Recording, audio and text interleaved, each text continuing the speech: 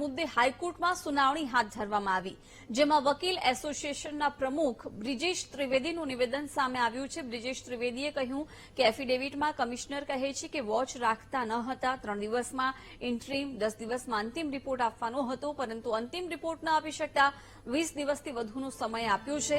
બ્રિજેશ ત્રિવેદીએ કહ્યું કે અધિકારીને છાવરે તે ન ચલાવી લેવાય, સાથે જ તેમણે સાક્ષીઓને આગળ આવીને સહયોગ આપવા પણ વિનંતી કરી।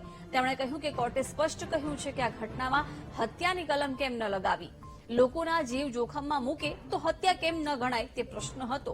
વધુમાં તેમણે કહ્યું કે પહેલા પણ આવી જ એક ઘટના બની હતી।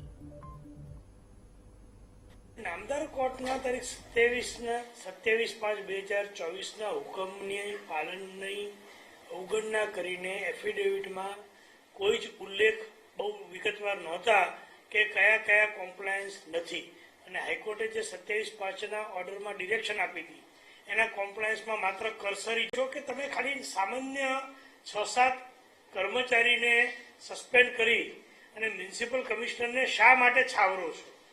સરકારે એડવોકેટ જનરલ થ્રુ તેના જવાબમાં ચોક્કસ કીધું કે સીટના રિપોર્ટની રાહ જોઈએ છીએ, પરંતુ કોર્ટનો વેધક પ્રશ્ન એ હતો કે જ્યારે એફિડેવિટ પર બધા કોર્પોરેશનના મ્યુનિસિપલ કમિશનરો એવું કહે છે કે અમે આ પ્રકારની કોઈ જ વોચ રાખતા નહોતા, અમારી ડ્યુટીમાં જે ફરજો આવે છે એ અમે બીજાને કન્વર્ટ કરીને મોકલી દીધી છે, ટીપીઓની જવાબદારી થાય છે, તો એક શહેરના મ્યુનિસિપલ કમિશનર તરીકેની પોતાની ફરજોની અવગણના થઈ છે, તો શા માટે એને હજી સસ્પેન્ડ નથી કર્યા? તે સૌથી અગત્યનો પ્રશ્ન હતો।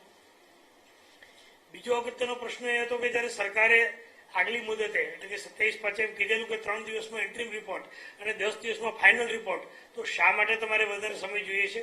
નો ડાઉટ આ બધું જ કહેતા કોર્ટે અત્યારે 20 સુધીનો સમય સરકારે જે સીટને આપ્યો છે તે પણ નોંધ્યું,